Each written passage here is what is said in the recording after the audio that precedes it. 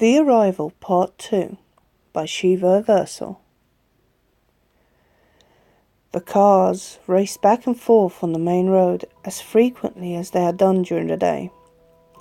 This town was filled with constant noise, ranging from the shrill wailing of sirens to the roaring of planes overhead.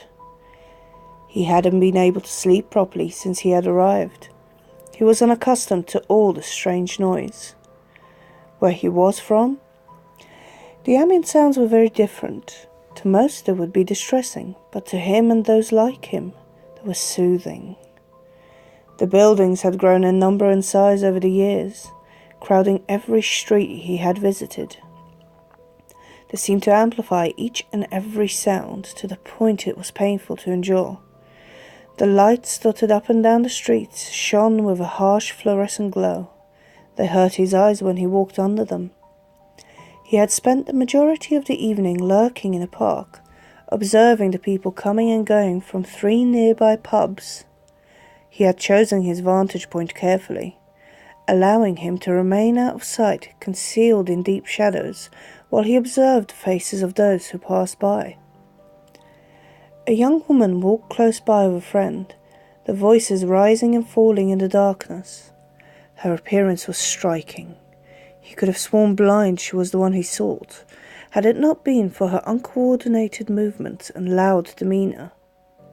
Perhaps it was the fault of the alcohol. Alternatively, she was not the one he sought. He had to be certain. As she passed, he studied her intently. All he found was mere humanity and drunken delight, without a trace of what he was looking for. Worthless. He turned his attention to her companion, sighing silently at finding nothing within her either. None of them was the one he sought. 4 nights of endless searching, 4 nights of loitering on darkened street corners and skulking in parks, for it all to amount to a wall of disappointment. He must have seen 1,000 faces, testing them all with no luck. He was beginning to believe the one he sought simply was not in this town. It was worthless and no longer worthy of his time.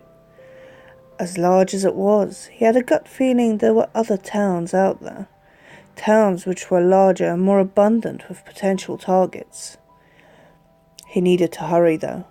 He only had a limited amount of time up here before having to return and move forward with the plan. With so many people now, the task he had set himself was proving to be far more difficult than he had anticipated. Snarling quietly, he turned away from the lit streets and melted into the shadows.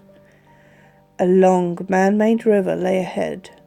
He intended to follow it, all the way to the edge of town, where he intended to pick a random direction to travel in until he reached another town. He harboured no love nor trust for the machines that roared up and down the roads. He would have been faster on foot anyway. No man-made machine could keep up with him at his top speed. At least no machine he could think of. Perhaps he could stop off at a bar once he got there and have a drink while he formed a new plan. He could feed while he was there too. He had not bothered to eat in 4 days, and the side effects were sure to start becoming apparent very soon. He broke into a brisk jog at the water's edge, taking a moment to appreciate the way the stars reflected off the water's surface.